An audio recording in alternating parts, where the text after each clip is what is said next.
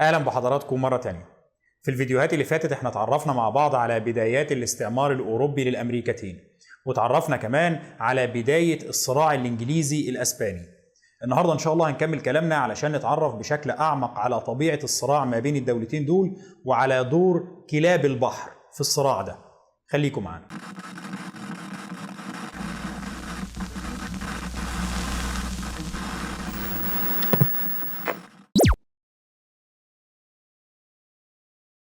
طيب الملكة إليزابيث الأولى بتوصل لحكم إنجلترا سنة 1558، وبمجرد توليها للعرش بيكون الشغل الشاغل ليها في السنوات الأولى من حكمها هو محاولة التوصل لتسوية دينية تكون مقبولة من الشعب الإنجليزي. التسوية دي اللي بالفعل إليزابيث بتقدر توصل لها وبتعرف باسم تسوية إليزابيث الدينية. بموجب التسوية دي إنجلترا بتعود دولة بروتستانتية مرة تانية، وهنا أوروبا بشكل عام وأسبانيا على وجه الخصوص كانوا بيراقبوا اللي بيحصل في إنجلترا باهتمام. فكرة تحول إنجلترا للبروتستانتية مرة تانية كانت فكرة مقلقة جدا بالنسبة لأسبانيا. الفكرة أن إنجلترا كانت حليف مهم جدا لأسبانيا في عهد الملكة ماري الأولى، وبعد وفاة الملكة ماري وانتقال الحكم لإليزابيث بدأت أسبانيا تفكر في مصير الحليف ده. إيه اللي هيحصل لما إنجلترا تعود مرة تانية إلى البروتستانتية؟ عودة إنجلترا مرة تانية إلى البروتستانتية كان معناها أن إنجلترا ممكن تتحول إلى عدو محتمل لأسبانيا. أي نعم، أسبانيا في الوقت ده كانت أقوى من إنجلترا بمراحل، سواء من ناحية الاقتصاد أو من ناحية الجيش أو من ناحية الأسطول، ولكن في النهاية فيليب الثاني كان عنده مشاكل مع انتشار البروتستانتية في هولندا، وكان متوقع أن انتشار البروتستانتية في هولندا يسبب له مشاكل بعد كده. هنا فيليب كان عارف ان انجلترا بحكم موقعها وقربها من هولندا ممكن تسبب له مشاكل لو قررت ان هي تدعم البروتستانت في هولندا، وعلشان كده في البدايه الدولتين بيحاولوا يتجنبوا الدخول في مواجهه مباشره. من ناحيه اليزابيث كانت عارفه كويس ان انجلترا اضعف من اسبانيا على الاقل في التوقيت ده على جميع المستويات، وعلشان كده كانت بتحاول تتجنب الدخول في مواجهه خاسره. بينما على الجانب الآخر من ناحية فيليب كان شايف إنه لسه في فرصة لإصلاح العلاقات مع إنجلترا والمحافظة عليها كعلاقات ودية وعلاقات تحالف، وبالتالي بيقرر إنه لا، ما ندخلش في مواجهة دلوقتي وإنما نحاول بالفعل نحافظ على علاقة التحالف دي. طيب ازاي هيحافظوا على علاقة التحالف في حين انه فيليب كاثوليكي متعصب بينما إليزابيث هي اللي حولت انجلترا الى البروتستانتية مرة تانية؟ ازاي هيقدروا يوفقوا ما بينهم وما بين بعض، وازاي يقدروا يحافظوا على التحالف ده؟ هنا فيليب بيلاقي انه في فرصة مناسبة للحفاظ على التحالف. فيليب بيشوف انه مدام إليزابيث وصلت لعرش انجلترا وهي لسه ما اتجوزتش، فدلوقتي فرصتنا ان احنا نقدر ندور لها على عريس كاثوليكي مناسب. العريس ده لو اتجوز بالفعل الملكة إليزابيث هيقدر يا إما يغير موقفها ويخليها تنحاز للكاثوليكية مرة تانية وبكده يبقى خلاص ما عندناش مشكلة، يا إما حتى لو مش هتنحاز للكاثوليكية بشكل كامل على الأقل هتخفف وتيرة الإصلاح الديني والكلام عن البروتستانتية والحاجات دي وتفضل إنجلترا حليفة لأسبانيا. طيب هنا بيبرز السؤال، مين بقى العريس الكاثوليكي المناسب اللي هيقدر يقنع إليزابيث بالكلام ده؟ هنا فيليب بيقول والله أنا موجود، يعني أنا عريس وكاثوليكي ومراتي كانت ماري الأولى دي ماتت، فأنا بدور على عروسة، فمادام مراتي ماري الأولى كانت ملكة إنجلترا أنا ممكن أتجوز ملكة إنجلترا اللي بعدها. إيه رأيك تتجوزي ملك أقوى دولة في أوروبا وتبقي ملكة على الممتلكات بتاعته وهو كمان يبقى ملك على إنجلترا زي ما كان، وخلاص يفضل زيتنا في دقيقنا ومفيش مشاكل ما بيننا. ولكن هنا إليزابيث بتقول أيوه هو ده اللي كان ناقص، اتجوز واحد كاثوليكي متعصب وكمان كان متجوز اختي اللي انا ما بطيقهاش. لا والله ما ينفعش الكلام ده. ولكن بالرغم من انه رفض إليزابيث للزواج من فيليب كان ممكن يعتبر اهانه له، الا ان هو بيقرر يتغاضى عن النقطه دي وما يعتبرهاش اهانه ولا حاجه، عادي جدا ان هي رفضت، المهم ان احنا نلاقي لها عريس مناسب. العريس المناسب ده لازم يكون كاثوليكي ولازم يعقلها عن الافكار بتاعتها دي. طيب في أول 10 سنين من حكم الملكة إليزابيث أوروبا كلها بتنشغل بمحاولة إيجاد عريس مناسب لملكة إنجلترا. الفكرة إنه إليزابيث لما تولت الحكم كان عمرها 25 سنة، وبالتالي في جميع أنحاء أوروبا كانوا متوقعين إنه أول الملكة ما تتجوز هتكون قادرة على الإنجاب، هتقدر تنجب وريث للعرش، الوريث ده هو اللي هيتحكم في سياسات انجلترا كلها فيما بعد لما يبقى ملك انجلترا. وعلشان كده حتى لو الملكة بروتستانتية مش مهم، لو ابوه كان كاثوليكي ممكن يخليه ينشأ ككاثوليكي، وفيما بعد يقدر يرجع انجلترا مرة تانية الى الكاثوليكية. وهنا بيبدأ سباق ما بين العرسان المحتملين لملكة انجلترا. السباق ده اللي بيشارك فيه كاثوليك وبروتستانت، بيشارك فيه ملوك واولياء عهد دول زي السويد، زي الدنمارك، زي فرنسا، وامير من فرع الهابسبورج النمساوي اللي هم يبقوا ولاد عم فيليب، وبعض المرشحين الانجليز. ولكن مع اشتداد المنافسة ما بين كل العرسان المحتملين دول، بتبدأ إليزابيث تشوف إنه فكرة الزواج ممكن تحمل خطر كبير جدا على استقرار المملكة بتاعتها. أي نعم هي المفترض تتجوز علشان تنجب وريث للعرش وتضمن انتقال سلس للسلطة بعد وفاتها، إلا إنه على الجانب الآخر هي هنا بتفهم إنه الزواج من مرشح بعينه معناه تلقائيا إن هي هتكتسب عداء المنافسين بتوعه. كل واحد من دول عايز يتجوزها علشان يضمن ان انجلترا تكون حليفة للمملكة بتاعته. طيب لما هي تتجوز واحد عدو او منافس له، اللي هيحصل ان انجلترا هتكتسب تلقائيا العداوات والمنافسات دي كلها. وهنا إليزابيث بتشوف ان ده خطر كبير جدا على استقرار مملكتها، خصوصا وانه انجلترا في الوقت ده كان فيها وضع هش جدا ما بين الكاثوليك وما بين البروتستانت. الوضع ده كان قابل للانفجار في اي وقت، وإليزابيث ما كانتش عايزاه ينفجر. موضوع ان انا انجب وريث يرث العرش من بعدي دي نقطة نشوفها بعدين، ولكن المهم ان يبقى في عرش اصلا، مش ان البلد تدخل في حرب اهلية. وعلشان كده المفاوضات ما بين البلاط الانجليزي من جهة وما بين العرسان المحتملين دول من جهة تانية بتطول جدا، لكنها ما بتوصلش ابدا لنقطة اتفاق. اللي بيحصل هنا انه الملكة إليزابيث بتعشم كل العرسان دول بانه في امل ان هم يتجوزوها، انه ايوه المفاوضات دي ممكن تستمر وفي النهاية نوصل لاتفاق والملكة تتجوز واحد منهم. بتعشمهم كلهم، لكن في النهاية ما بتوافقش ابدا على اي واحد فيهم. ولكن اللعبة دي ما ينفعش تستمر الى ما لا نهاية. مع الوقت بيبدأ العرسان دول يفهموا ان الملكة بتلعب بيهم، وانها مش جادة في المفاوضات اللي هي دخلتها معاهم. وعلشان كده مع الوقت كل واحد منهم بيقرر يرتب اموره باعتبار ان انجلترا مش معاه. القوى الكاثوليكية في أوروبا بتفضل فترة طويلة متعشمة إنه إليزابيث هتتجوز واحد كاثوليكي وهتغير المواقف بتاعتها دي. وعلشان كده بالرغم من ان هي بترجع البروتستانتية لانجلترا بمجرد توليها العرش سنة 1558 و 1559، الا انه البابا في روما ما بيتخذش اي موقف مباشر ضدها في الفترة دي، وبيفضل اكتر من 10 سنين الكنيسة في روما بتراقب الاوضاع في انجلترا عن كثب، على امل انه في النهاية الملكة تتجوز واحد كاثوليكي وتغير مواقفها.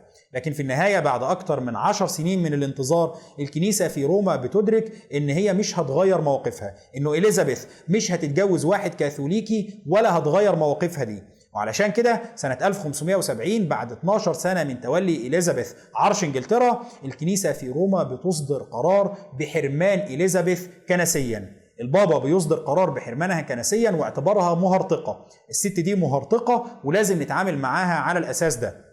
بالمناسبة إليزابيث بتفضل عزباء لحد ما تموت، ما بتتجوزش أبدا لحد ما في النهاية بتموت بعد ما بتحكم أكتر من 40 سنة بدون ما تنجب أي أبناء. وعلشان كده بعد وفاتها بينتقل عرش إنجلترا إلى فرع آخر من أقاربها، لأنه الفرع بتاع هنري الثامن بيكون مات كله ولم يترك أي وريث. ولكن سياسة إليزابيث ما كانتش قاصرة على عملية رفض العرسان والمماطلة معاهم. لو الموضوع كان كده ما كانش زمان اسمها بيحتل صفحات بارزة في التاريخ. وإنما إليزابيث كان عندها سياسة أعمق من دي. إليزابيث كانت عارفة كويس إنه الصراع ما بينها وما بين أسبانيا قادم. أي نعم هي كانت بتحاول تتجنب الصراع ده في البداية، لأنها عارفة إن في فارق ضخم جدا في القوة ما بين إنجلترا وما بين أسبانيا، ولكنها كانت مدركة إن الصراع ده جاي وإن لحظة المواجهة هي كل اللي تقدر عليه إنها تأجلها مش إنها تلغيها. وعلشان كده هي كانت بتحاول تأجل الصراع ده لحد ما تيجي اللحظة اللي انجلترا تكون فيه قادرة على المواجهة، وكانت بتحاول تستعد للمواجهة دي وتزود من قوة انجلترا على جميع المستويات علشان لما تحصل المواجهة ما تكونش هي الطرف الخاسر فيها. فترة حكم الملكة ماري الأولى لإنجلترا والاضطهاد اللي بيحصل في الفترة دي للبروتستانت بيسيب أثر معادي للكاثوليكية بشكل كبير في نفوس قطاع كبير جدا من الشعب الإنجليزي. بالإضافة لكده كون إنه الملكة ماري الأولى كانت متجوزة من فيليب الثاني ملك أسبانيا بيسيب أثر معادي للأسبان في نفوس أغلبية الشعب الإنجليزي، باعتبار إنه أسبانيا قوة كاثوليكية وبالتالي نقدر نلومها بشكل أو بآخر على اضطهاد البروتستانت داخل إنجلترا. وعلى الجانب الآخر باعتبار إنه فيليب الثاني كان طمعان في إنجلترا، كان عايز يضم إنجلترا لممتلكاته وإنجلترا تفقد استقلالها. الملكة إليزابيث لما بتتولى عرش إنجلترا بتحاول تغذي مشاعر العداء والكراهية تجاه أسبانيا بشكل كبير جدا. في الوقت ده كان الأسبان بينهبوا ثروات أمريكا بانتظام، خصوصا من المناطق اللي قدروا يسيطروا عليها اللي كانت تابعة لإمبراطورية الإنكا الضخمة، ومن خلال مناجم الذهب والفضة اللي قدروا يكتشفوها هناك. هنا الثروات دي كانت بتتدفق على أسبانيا وبتساهم في ترسيخ قوتها الهائلة في أوروبا. إليزابيث كانت بتبص للثروات دي باهتمام شديد. لو إنجلترا قدرت تحصل على جزء صغير بس من الثروات الهائلة الموجودة في العالم الجديد دي، معادلة الصراع دي هتتغير تماما وإنجلترا هتبقى ند لمواجهة القوة الأسبانية. ولكن هنا بيبرز السؤال، إزاي تقدر تواجه القوة الأسبانية علشان أصلا توصل للثروة دي؟ يعني الموضوع بيتحول لحلقة مفرغة. إنجلترا علشان تبقى دولة قوية محتاجة إن هي تحصل على جزء من الثروات الموجودة في العالم الجديد. بس إزاي هتحصل على الثروات دي؟ ما هو أسبانيا مش هتسمح لك. علشان أصلا تقدر تجبر أسبانيا على إنها تسمح لك إنك تحصل على جزء من الثروات دي لازم من الأساس تكون قوي. طيب هبقى قوي إزاي وأنا ما عنديش الثروة؟ فبقت معضلة، البيضة ولا الفرخة؟ وإليزابيث بتقرر إن هي لازم تكسر الدايرة المفرغة دي علشان تقدر تتصدى لأسبانيا. هنا إليزابيث بتقرر إن هي هتواجه أسبانيا على 3 محاور. المحور الأول هو محاولة إيجاد مبرر أخلاقي للصراع ومحاولة تحطيم سمعة أسبانيا في أوروبا. المحور الثاني كان بيتلخص في إضعاف القوة البحرية الأسبانية وبناء قوة بحرية إنجليزية كبيرة تقدر تكون ند ومكافئ للقوة البحرية الأسبانية. والمحور الثالث كان دعم الثورات البروتستانتية في ممتلكات فيليب وبالأخص في هولندا. بالنسبة للمحور الأول اللي هو الخاص بتحطيم سمعة أسبانيا وإيجاد مبرر أخلاقي للصراع، فالفكرة هنا ببساطة كان إنه لازم يكون واضح عندنا من البداية، هل إليزابيث عايزة تنتهج في سياستها مع أسبانيا سياسة دفاعية ولا سياسة هجومية؟ يعني لو هي عايزة سياسة دفاعية كان كفاية جدا إن هي تغذي مشاعر الكراهية والخوف والقلق من الأسبان. الأسبان دول طمعانين في إنجلترا، عايزين إنجلترا تفقد استقلالها وتتحول لتابع ليهم، عايزين يغزوا بلدنا. المشاعر دي لو تم تغذيتها بالشكل الكافي كانت هتبقى أكتر من كافية في إنه الإنجليز يتقوقعوا على نفسهم ويكون شغلهم الشاغل هو الدفاع عن أرضهم. إحنا لازم بقى نبني جيش قوي ونحاول ندافع عن السواحل بتاعتنا ونحاول نمنع الأسبان من غزو إنجلترا. ولكن بالنسبة لإليزابيث ده ما كانش كفاية. إليزابيث كانت عايزة الإنجليز ينخرطوا في صراع مع الأسبان في العالم الجديد، عايزاهم ينافسوهم في أي مكان. إزاي هنقنع الشعب الإنجليزي إنه يخرج من أرضه ويروح يحارب الأسبان في أي مكان؟ هنا كان لازم يكون فيه مبرر أخلاقي يخلي الإنجليز مستعدين للدخول في الصراع ده ويخليهم مستعدين لتقبل الحروب أو المشاكل اللي ممكن تنتج عنه. وعلشان كده إليزابيث بتبدأ تغذي مشاعر الكراهية للأسبان من اتجاه مختلف. الاتجاه ده اللي هو الفظائع اللي الأسبان بيرتكبوها في العالم الجديد. الممارسات الأسبانية الوحشية في العالم الجديد بتكون هي المبرر الأخلاقي للصراع ما بين الإنجليز وما بين الأسبان. الفكرة إنه الرأي العام في إنجلترا بيتم تغذيته بشكل مستمر بأخبار عن الفظائع اللي بيرتكبها الأسبان في العالم الجديد، والمواطن الإنجليزي العادي بيبدأ يشوف إنه إيه اللي الأسبان بيعملوه ده؟ إيه الوحشية دي كلها؟ بيبدأ الإنجليزي يتكلموا عن الفظائع اللي بيرتكبها الأسبان، عن إزاي الأسبان بيبيدوا قرى بكاملها، إزاي بيتلذذوا بقطع الأطراف للسكان الأصليين، وإزاي بيقتلوا الأطفال ويرموا جثث الأطفال دول للكلاب. هنا اسبانيا بتبدأ ترد انه لا يا جماعة دي دعاية مغرضة، الكلام ده اسطورة سوداء بيتم ترويجها علشان يتم تحطيم سمعتنا، احنا ما بنعملش كده، دي مبالغات. ولكن المشكلة هنا بتكون انه الكلام ده مبني على اساس صلب، انه بالفعل الموقف الاخلاقي للاسبان في العالم الجديد كان مزري، وعلشان كده الأخبار بتبدأ تنتشر وبتلاقي قبول كبير عند الإنجليز، وبيبدأ الإنجليز يشوفوا إنه الوحشية الأسبانية دي لازم حد يضع حد ليها، وبيكون هنا في عبء أخلاقي تم وضعه على كتف الشعب الإنجليزي إن الإنجليز هم اللي لازم يتصدوا للوحشية الأسبانية دي ويوقفوها عند حدها. المحور الثاني من سياسة إليزابيث كان متعلق بمحاولة إضعاف القوة البحرية الأسبانية وبناء قوة بحرية إنجليزية ضخمة تقدر تتفوق على الأسبان. طبعا النقطة دي قد تبدو غريبة لأغلب الناس. المعروف انه الانجليز دولة بحرية من الطراز الاول، وان انجلترا كانت امبراطورية ضخمة. اللي سمح لانجلترا ببناء الامبراطورية الضخمة دي، الامبراطورية التي لا تغيب عنها الشمس، كان في المقام الاول هو القوة البحرية بتاعتها. ولكن الكلام ده كان في مرحلة لاحقة. في المرحلة اللي احنا بنتكلم عنها دي تم وضع حجر الاساس لبناء القوة البحرية الانجليزية الضخمة دي، زي ما هنشوف في الفيديو ده وفي الفيديوهات اللي بعده. الفكرة انه انجلترا في الوقت ده ما كانتش امبراطورية. انجلترا في التوقيت ده كانت مجرد دولة محدودة الموارد والمساحة، وما كانش عندها اسطول ضخم ولا حاجة، وانما الاسطول بتاعها كان اضعف من الاسطول الاسباني بكتير. إليزابيث كانت شايفة ان الطريقة الوحيدة اللي تتحول بيها انجلترا من دولة محدودة وضعيفة الى امبراطورية ضخمة زي اسبانيا هي بناء اسطول يقدر يتفوق على الاسطول الاسباني. طيب المشكلة هنا انه إليزابيث علشان تقدر تبني اسطول انجليزي ضخم ينافس الاسطول الاسباني كانت محتاجة حاجتين. الحاجة الاولى كانت محتاجة موارد مالية ضخمة جدا، والحاجة الثانية كانت محتاجة وقت كبير جدا. وإليزابيث لا كانت قادرة على توفير الموارد المالية ولا كان عندها القدرة على إنها تستنى فترات طويلة جدا. كان لازم تشوف حل مبتكر يسمح لها بالتغلب على النقطتين دول، لأنه موضوع الموارد المالية مش هنقدر ندبره. ببساطة إنجلترا ما عندهاش الثروة الضخمة اللي تسمح لها ببناء الأسطول الكبير. الثروة الضخمة دي لو عايزين نحصل عليها لازم نروح العالم الجديد. طب إزاي هنروح العالم الجديد وإحنا ما عندناش أسطول قوي؟ نفس معضلة البيضة ولا الفرخة، وكان لازم إليزابيث تحل المعضلة دي. إليزابيث هنا بتقرر ان هي تلجأ لفكرة مبتكرة تماما للتغلب على المشكلة اللي بتواجهها، بحيث ان هي تقدر تسد الفجوة البحرية ما بينها وما بين اسبانيا من غير ما تصرف الموارد المالية الضخمة دي. الفكرة دي اللي هي فكرة كلاب البحر. المفترض من الناحية النظرية على الأقل انه القرصنة هي عمل غير شرعي. القراصنة اللي بياخدوا السفن بتاعتهم ويجوبوا بيها بحار ومحيطات العالم علشان أول ما يقابلوا سفينة يهاجموا السفينة دي وينهبوا محتوياتها، المفترض إن دول ناس بيرتكبوا جريمة، والمفترض إن أي دولة تقبض عليهم تحاكمهم وتعدمهم. ولكن مش كل القرصنة كانت بتعتبر عمل غير شرعي بالشكل ده. كان في نوع تاني من القرصنة بيحظى بدعم دول كتير جدا. الفكرة انه لو في دولتين في حالة حرب كانت كل دولة منهم بتحاول تشجع القراصنة الموالين ليها على ان هم ينهبوا السفن التابعة للدولة التانية، في مقابل ان اللي ينهبوه ده يبقى بتاعهم. خلاص اللي تنهبوه خدوه، بس المهم ان احنا نحاول نضعف اسطول الدولة التانية او السفن التابعة ليهم، او على الاقل ندمر التجارة بتاعتهم. يعني مثلا لو انجلترا واسبانيا في حالة حرب، اللي كان بيحصل انه من الناحية الرسمية الاسطول الملكي الانجليزي بيجوب البحار والمحيطات. لو قابل سفينة اسبانية المفترض ان هو بيقبض على السفينة دي ويحبس البحارة بتوعها ويقدر يصادر السفينة ويصادر محتويات السفينة دي. طبعا ده نكاية في الاسطول المعادي.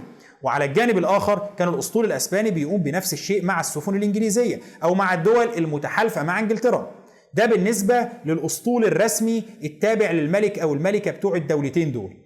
ولكن السؤال هنا ايه اللي بيحصل لو سفينة انجليزية عادية خالص قابلت سفينة اسبانية عادية خالص؟ يعني سفن مش رسمية، سفن بتاعت افراد او مواطنين انجليز او اسبان. اللي كان بيحصل هنا هو انه الانجليز كان عندهم سياسة. السياسة دي كانت مطبقة في دول تانية كمان غير انجلترا، بتنص على انه السفينة الانجليزية اللي تقابل سفينة معادية في عرض البحار تقدر تهاجم السفن المعادية دي بموجب تصريح او اذن بيتم منحه لقائد السفينة الانجليزية، وانه لو هاجم السفن المعادية دي وقدر يسيطر عليها ويحتجزها هيتم منح السفن دي لقائد السفينة الانجليزية كغنيمة له. هنا بقت انجلترا بتشجع انه يجي قرصان تابع ليها، قرصان انجليزي ياخد سفينة تابعة له ويخرج بيها في عرض البحار والمحيطات، علشان اول ما يقابل سفينة اسبانية يقبض على السفينة دي ويصادر محتوياتها. بكده يبقى هو قدر يزيد من ثروته في مقابل إضعاف السفن الأسبانية وتهديد طرق التجارة الأسبانية في جميع أنحاء العالم. الملكة إليزابيث بتقرر بالفعل إن هي تشجع السياسة دي، وبتقرر إن هي تشجع القراصنة الإنجليز على مطاردة وسلب ونهب أي سفينة أسبانية في عرض البحر. الفكرة هنا إن الأسطول الأسباني كان أسطول ضخم جدا، وكان أسطول قوي جدا، وكان مسيطر بشكل شبه كامل على المحيط الأطلنطي والمحيط الهادي. ولكن على الجانب الآخر مفيش أسطول مهما بلغت ضخامته ولا قوته يقدر يوفر حماية عسكرية لكل سفينة ماشية في محيطين. مستحيل، مفيش حد عنده القوة العسكرية دي. وعلشان كده كان سهل ان قرصان انجليزي معاه سفينة او اتنين يطلع يهاجم السفن الاسبانية في عرض البحر. هو ببساطة بيحاول يصطاد السفن اللي ماشية بشكل منفرد وما معهاش حماية كافية، وبيهاجم السفن دي ويحاول ينهب كل محتوياتها وياخدها. لما الملكة إليزابيث بتبدأ تشجع الفكرة دي، بتنتشر مجموعات كبيرة من القراصنة الإنجليز اللي شغالين فقط ضد السفن الأسبانية. القراصنة دول اللي هيعرفوا باسم كلاب البحر. انتشار القرصنة الإنجليزية طبعا بيسبب مشاكل ضخمة جدا لأسبانيا. من ناحية، الأسبان كانوا مضطرين إن هم يحاولوا يوفروا حماية أكبر للسفن بتاعتهم. الحماية الأكبر دي معناها تكلفة أكبر ومجهود أكبر عليهم. ومن ناحية تانية، كل سفينة كان بينجح القراصنة في الاستيلاء عليها كان معناها إن الأسطول الأسباني بقى أضعف سفينة، وإنه القراصنة تم إضافة قطعة بحرية جديدة أو سفينة جديدة علشان تعمل في صفوفهم ضد المصالح الأسبانية. وطبعا انتشار الأخبار عن النجاحات اللي بيحققها القراصنة دول بتشجع المزيد من القراصنة على الانضمام ليهم. دلوقتي بقى اللي عنده سفينة يقدر يشغلها في مجال القرصنة وتدر عليه ثروة هائلة. ويا سلام بقى لو قدر يقع على سفينة أسبانية بتنقل شحنة من الذهب أو الفضة. لا، الموضوع كده طلع مربح، والإنجليز قدروا إن هم يعملوا ثروات هائلة من الموضوع ده. ومع تزايد أعداد القراصنة وانضمام سفن إضافية ليهم، بدأ في النهاية يتشكل عندنا أسطول إنجليزي من السفن اللي شغالة في مجال القرصنة. الأسطول ده بحكم إن هو شغال في مجال القرصنة وبحكم إن هم متخصصين في مهاجمة السفن الأسبانية، بيتكون عنده خبرة كبيرة جدا في مجال المعارك البحرية، وتحديدا المعارك ضد السفن الأسبانية. الإنجليز بيبدأوا يتعلموا مع الوقت إيه هي أفضل السبل للهجوم على السفن الأسبانية وإخضاعها. السفن الإنجليزية كانت مسببة مشاكل ضخمة جدا لأسبانيا، ولكن ما كانتش لوحدها هي اللي مسببة المشاكل دي. كان في مصدر تاني للهجوم على الأساطيل الأسبانية في عرض البحر. المصدر ده كان هو السفن اللي بتهاجم الأساطيل الأسبانية انطلاقا من قواعدها في شمال أفريقيا، تحديدا مناطق الجزائر والمغرب وتونس. المناطق أو الموانئ اللي كانت خاضعة لسيطرة الدولة العثمانية أو سيطرة الدولة السعدية، زي ميناء الجزائر أو ميناء الرباط. انطلاقا من الموانئ دي كانت بتخرج حملات الهجوم على السفن الأسبانية. طبعا هنا الأسبان كانوا بيعتبروا ان دي أعمال قرصنة، كانوا بيسموهم قراصنة البربر. بينما في إطار الدولة العثمانية الأنشطة بتاعتهم كانت تعتبر أنشطة شرعية، بالعكس كان بيتم دعمهم باعتبار ان اللي هم بيعملوه ده جهاد بحري ضد العدو الأسباني. طيب، وهو ازاي اصلا القراصنة الانجليز بيهاجموا الاساطيل الاسبانية دي بينما انجلترا واسبانيا ما همش في حالة حرب من الناحية الرسمية؟ يعني بالنسبة للدولة العثمانية الموضوع كان مفهوم. الدولة العثمانية كانت دايما في حالة حرب او شبه حرب مع الاسبان، وكانوا بيعتبروا ان الاسبان هم اعدائهم التقليديين، وبالتالي مفيش مشكلة ان السفن العثمانية او السفن التابعة للدولة العثمانية او اللي بتدين بالولاء ليها من الناحية الاسمية، ما كانش في مشكلة ان السفن دي تهاجم السفن الاسبانية في عرض البحر وتغرقها او تنهبها. ولكن على الجانب الاخر الانجليز ايه اللي يخليهم يهاجموا السفن الاسبانية، وازاي كانوا بيبرروا الموضوع ده؟ يعني المفترض ان الدولتين لسه ما همش في حالة حرب، فعلى اي اساس بيبرروا ان هم بيهاجموا الاسبان؟ هنا الموضوع كان مختلف شوية. إليزابيث كانت بتحاول ان هي تدعم القراصنة دول بس بشكل غير رسمي. يعني من الناحية الرسمية يا جماعة دول قراصنة، احنا ملناش دعوة بيهم، يعني لو تقدروا تعملوا لهم حاجة ابقوا اعملوها. ولكن من الناحية الفعلية الكل كان عارف انه إليزابيث هي اللي بتدعم الموضوع ده، وإليزابيث ما كانش عندها مشكلة في النقطة دي. عارفين المهم ان النقطة دي فعالة وانها بتجيب نتيجة وانها بتضعف الأسبان. بالمناسبة الاستراتيجية دي بتثبت فاعلية كبيرة جدا بالنسبة للدولتين، سواء بالنسبة للعثمانيين او بالنسبة للإنجليز، اللي هي الاستراتيجية المعتمدة على الاستعانة بخدمات القراصنة وضمهم بشكل رسمي في خدمة الدولة وضمهم للسلاح البحري بتاعها. العثمانيين هم اللي بيبدأوا الموضوع ده قبل تولي إليزابيث للحكم بفترة طويلة من أيام أبوها هنري الثامن. اللي بيحصل في الفترة دي هو إنه العثمانيين بيستعينوا بخدمات خير الدين بربروس، والاستعانة بخدماته هي اللي بتحسم في النهاية ضم إيالة الجزائر للدولة العثمانية. مش بس كده، لكن بعد تعيين خير الدين بربروس كقائد للأسطول البحري العثماني بينجح في تحقيق انتصار بحري ضخم جدا بالنسبة للدولة العثمانية على تحالف أوروبي أيام شارل الخامس. الانتصار ده اللي بيقدر يحققه في معركة بيرفيزا سنة 1538. انجلترا بتقرر في عهد الملكة إليزابيث ان هي تحاول تستلهم التجربة العثمانية دي وتطبقها عندها. الملكة إليزابيث بتقرر ان هي تضم اكتر من قرصان انجليزي في خدمتها. إليزابيث هنا بتكون شايفة ان القراصنة الانجليز دول ثروة، ومع توتر العلاقات ما بين انجلترا واسبانيا واقتراب نذر الحرب ما بين الدولتين بتصمم اكتر على ان دول هم اللي هيخلوها تنتصر في النهاية على الاسبان. واحد من اشهر الاسماء اللي الملكة إليزابيث بتقرر ان هي تضمهم لخدمتها بيكون واحد زي فرانسيس دريك. دريك اللي كان في البداية قرصان انجليزي بيجوب البحار باحثا عن السفن الاسبانية علشان ينهبها، ومع استمرار نجاحاته وتزايد شهرته الملكة إليزابيث بتقرر ان هي تضمه في خدمتها بشكل رسمي. في البداية بتقرر سنة 1577 ان هي تكلفه بالقيام برحلة بحرية لاستكشاف سواحل امريكا من اتجاه المحيط الهادي، والراجل هنا ما بيقصرش. دريك بيجوب المحيط الأطلنطي في البداية، وأي سفينة أسبانية بتقابله بينهبها. ما احنا لازم نصرف على الرحلة بتاعتنا دي، هنصرف عليها منين يعني؟ وبعد ما بينهب كل السفن اللي بتقابله في طريقه بيتجه بعد كده إلى مضيق ماجلان وبيعبر منه إلى المحيط الهادي، ومن هناك بيكمل نهب في أي سفينة أسبانية تقابله لحد ما بيوصل لسواحل الولايات المتحدة الحالية، سواحل أمريكا من اتجاه المحيط الهادي، ودي بتكون أبعد من أي نقطة الأسبان قدروا يوصلوا لها. دريك في النهاية بيوصل لسواحل كاليفورنيا. وده بيكون أول مستكشف أو مغامر أوروبي يقدر يوصل للمنطقة دي. الأسبان في الاستكشافات بتاعتهم على سواحل المحيط الهادي ما بيكونوش وصلوا للنقطة اللي دريك وصل لها، وبالتالي لما بيلاقي نفسه وصل لمرحلة حتى الأسبان ما وصلولهاش بيقول بس المنطقة اللي أنا وصلت لها دي بقت تابعة لإنجلترا، وبيعلن سيادة ملكة إنجلترا على المنطقة دي وتبعية المنطقة المعروفة حاليا باسم كاليفورنيا لملكة إنجلترا. الراجل بعد ما بيقعد هناك فترة بيقرر انه خلاص بقى احنا لازم نرجع انجلترا. طيب هنرجع منين؟ بيقرر ان هو مش هيرجع من الطريق اللي جا منه، مش هرجع من مضيق ماجلان وبعده المحيط الأطلنطي، ولكن بيقرر ان هو يعمل مغامرة جريئة ما كانش حد بيعملها لحد الوقت ده غير الأسبان. المغامرة دي هي ان هو يدور حوالين الأرض. بيقرر يكمل الدورة بتاعته، وبالفعل بيبحر عبر المحيط الهادي لحد ما بيوصل لسواحل آسيا، بيوصل للهند ومنها بيدور حوالين أفريقيا ويرجع مرة تانية لإنجلترا سنة 1580. وده بيكون إنجاز ضخم جدا بالنسبة للبحرية الإنجليزية.